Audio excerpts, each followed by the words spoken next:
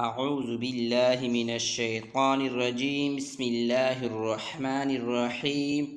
निहायत वाजिब एहतराम ज़ी मआब मेरे भाइयों और दोस्तों, अस्सलामु अलैकुम वरहमतुल्लाहि वबरकातुहू। मेरे भाइयों और दोस्तों, आज जो मैं आप लोगों के साथ कुछ मालूमात शेयर करने वाला हूँ वो हजर अस्वद के बारे में है। मैं आज आप लोगों के साथ हजर अस्वद के बारे में मालूमात शेयर करूँगा, और वो भी अहदीस की रोशनी में कि हजर अस्वद किस तरह था। हजर अस्वद क़यामत के दिन गवाही किस चीज़ की देगा। हजर अस्वद जो है मकाम इब्राहीम का जन्नत की यकूत ये जन्नत की यकूत है।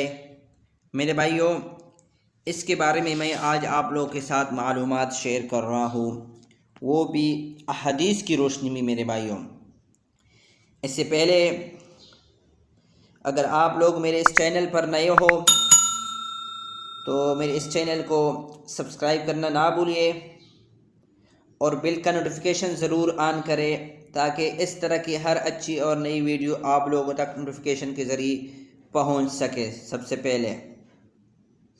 मेरे भाइयों, चलो सबसे पहले मैं आप लोगों के साथ शेयर करूंगा हजर अस्वद का दूध से भी ज़्यादा सफ़ेद होना। हजर अस्वद का जो पत्थर है वो दूध से भी यानी कि ज़्यादा सफ़ेद था, तो ये किस तरह काला हो गया। मेरे भाइयों, हज़रत अब्दुल्ला बिन अब्बास रज़ियल्लाहु ताला अन्हु से रिवायत है कि हुज़ूर अक़दस सल्लल्लाहु अलैहि वसल्लम ने इरशाद फरमाया कि हजर अस्वद जन्नत से उतारा है। हजर अस्वद जन्नत से उतारा है, और ये पहले दूध से भी ज़्यादा सफ़ेद था। हजर अस्वद का जो पत्थर है वो पहले दूध से भी ज़्यादा सफ़ेद था, मगर इब्ने आदम के गुनाहों ने इसे स्याह कर दिया। मेरे भाइयों, ये पहले दूध से भी ज़्यादा सफ़ेद था, मगर इब्ने आदम के गुनाहों ने यानी कि हमारे गुनाहों ने इसको स्याह कर दिया। मेरे भाइयों, मिशकात शरीफ की हदीस है, जिल्द नंबर 1 सफ़ा नंबर 227 पे ये मौजूद है। तो मेरे भाइयों, ये पहले सफ़ेद था दूध से भी ज़्यादा, और हमारे गुनाह ने इसको स्याह कर दिया। हजर अस्वद जब जन्नत से उतारा गया तो इस वक्त दूध की तरह बिल्कुल सफ़ेद था। ये हजर अस्वद का जो पत्थर है जब जन्नत से उतारा गया ये दूध से भी ज़्यादा सफ़ेद था। जब हजर अस्वद जन्नत से उतार कर इस दुनिया में आया, यानी कि इस दुनिया में आया, जो दुनिया जुल्म व सितम और जहल से मामूल थी, और दुनिया के गुनाहगार बासियों ने हजर अस्वद को छूना और हाथ लगाना शुरू कर दिया। यानी कि दुनिया के जुल्म सितम और गुनाहगार बंदों ने जब हजर अस्वद को छूना और हाथ लगाना शुरू कर दिया तो उसके गुनाहों की तासीर ने इसका रंग भी बदल दिया। मेरे भाइयों, उसके गुनाहों की जो तासीर थी उन्होंने उसका रंग भी बदल दिया हजर अस्वद का। तो हजर अस्वद जो दूध से भी ज़्यादा सफ़ेद था, तो इंसानों के गुनाहों ने इसे स्याह कर दिया। वही हजर अस्वद जो दूध से भी ज़्यादा सफ़ेद था, वो इंसानों के गुनाहों ने उसको स्याह कर दिया। मेरे भाइयों, अब गौर कीजिए, जब पत्थर पर इंसानों के गुनाहों का ये असर हो सकता है, अब हमें खुद सोचने की ज़रूरत है कि एक पत्थर पे इंसानों के गुनाहों का ये असर होता है कि उसकी सफ़ेदी सियाही में बदल जाए, यानी कि इस हजर अस्वद की सफ़ेदी सियाही में बदल जाए, तो ख़ुद इंसान के दिल पर इस गुनाहों का क्या असर होता होगा।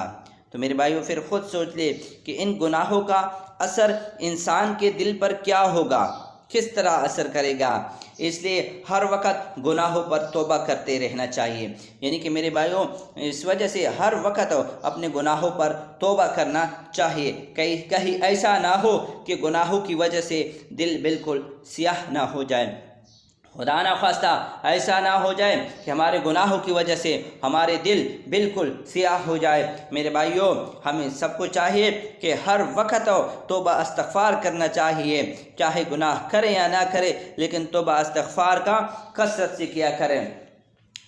अभी दूसरी जगह पे दूसरी हदीस है हज अस्वद के बारे में। क़ियामत के दिन हजर अस्वद का गवाही देना। क़ियामत के दिन हज अस्वद गवाही देगा। किस चीज़ की गवाही देगा मेरे भाइयों? हज़रत अब्दुल्लाह बिन अब्बास रज़ियल्लाहु ताला अन्हु से रिवायत है कि हुज़ूर अक़दस सल्लल्लाहु अलैहि वसल्लम के बारे में इरशाद फरमाया, जिसका मफ़हूम यह है कि खुदा की कसम क़ियामत के अल्लाह ताला हज अस्वद को उठाएगा। क़ियामत के दिन अल्लाह ताला हज अस्वद को उठाएगा, फिर इसको 2 आंखें दी जाएगी जिनके ज़रिए वो देखेगा। हज अस्वद को क़ियामत के दिन उठाया जाएगा, फिर उनको 2 आंखें दी जाएगी। क्या आंखें क्यों दी जाएगी? जिसके ज़रिए वो देखेगा। क्या देखेगा मेरे भाइयों? और इसको ज़बान दी जाएगी, फिर उसको ज़बान भी दिया जाएगा जिसके ज़रिए वो बोलेगा। हज अस्वद को आंखें भी दी जाएगी जिसके ज़रिए वो देखेगा, और ज़बान भी दी जाएगी जिसके ज़रिए वो बोलेगा। चुनांचे इस शख्स के हक़ में गवाही देगा। किस शख्स के गवाही देगा? जिसने हक़ के साथ इसका बूसा दिया होगा, यानी जिसने इस हक़ के साथ इसका बूसा दिया होगा तो उसके बारे में गवाही देगा। क़ियामत के दिन अल्लाह ताला हज अस्वद को बिल्कुल इसी तरह आंखें और ज़बान अता फरमाएंगे जिस तरह हम इंसानों को अता की गई है। क़ियामत के दिन अल्लाह ताला हज अस्वद को इस तरह आंखें देंगे जिस तरह हमें आंखें दी है और हमें ज़बान दी है, इस तरह हज अस्वद को भी आंखें और ज़बान दी जाएगी, क्योंकि अल्लाह रब्बुल इज़्ज़त जमादात में भी बनाई और गुयाई पैदा करने पर कादिर है। अगर अल्लाह रब्बुल इज़्ज़त खून और गोश्त के एक लुत्फ़े को देखने और बोलने की क़ुव्वत दे सकता है, तो इस तरह वो कादिर मुतलक ज़ात एक पत्थर को भी देखने और बोलने पर कादिर कर सकता है। तो हज अस्वद को 2 आंखें दी जाएगी जिसके ज़रिए देखेगा, और जिसने इसका बूसा लिया होगा तो उसको पहचान लेगा। और हज अस्वद को ज़बान दी जाएगी जिसके ज़रिए वो बोलेगा और इसके हक़ में गवाही देगा, जिसने हक़ के साथ इसको बूसा दिया होगा, जिसने हक़ के साथ बूसा दिया होगा। मेरे भाइयों, हक़ के साथ बूसा दिएगा।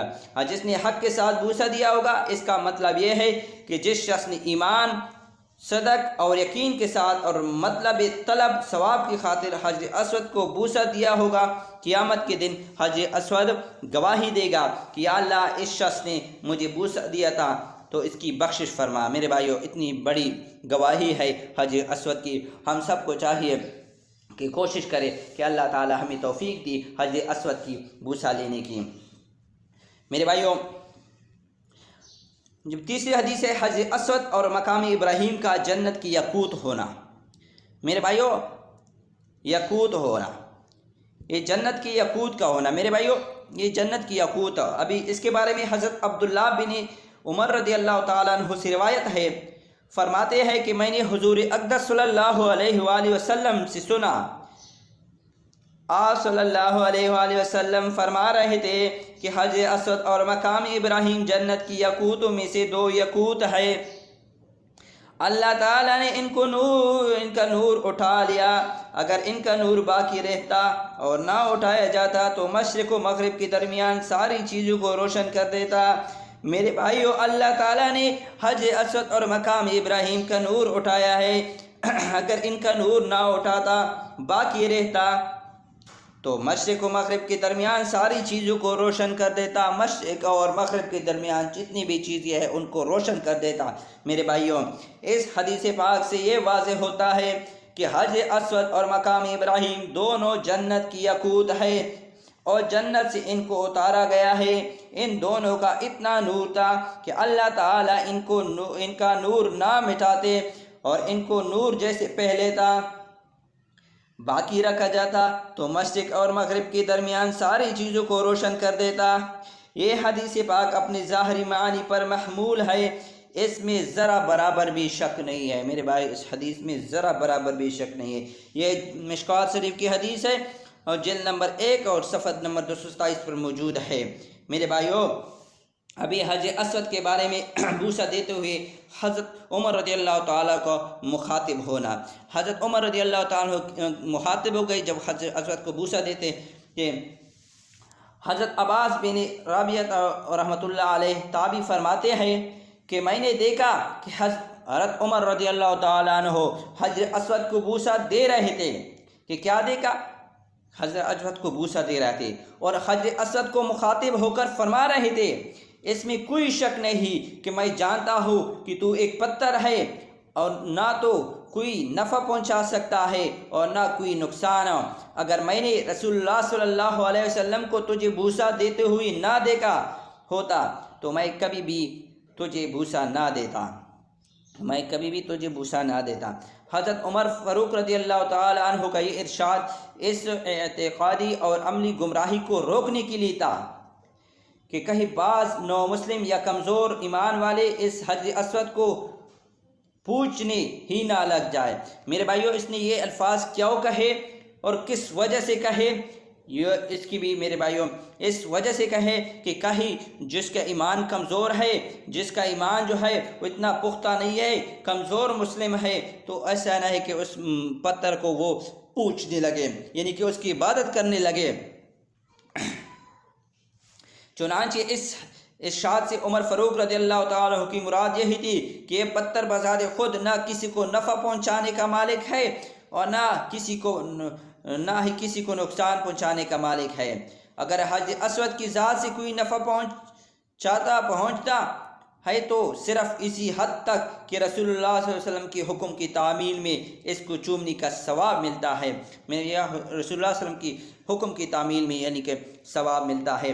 दूसरी बात यह है कि हज़रत उमर फ़ारूक रज़ियल्लाहु ताला अन्हु की तरफ रसूल सल्लल्लाहु अलैहि वसल्लम इत्तिबाए रसूल की तरफ इशारा फरमा रहा है। दूसरी बात मेरे भाई ये है कि हज़रत उमर रज़ियल्लाहु ताला अन्हु इत्तिबाए रसूल सल्लल्लाहु अलैहि वसल्लम की तरफ इशारा फरमा रहा है, यानी कि नबी करीम सल्लल्लाहु अलैहि वसल्लम की इत्तिबा है कि हज अस्वद अगर मैंने महबूब सल्लल्लाहु अलैहि वसल्लम को तुझे चूमते हुए ना देखा होता तो मैं तुझे कभी भी ना चूमता, क्योंकि हमारा तो हर काम इत्तिबाए रसूल सल्लल्लाहु अलैहि वसल्लम में होता है।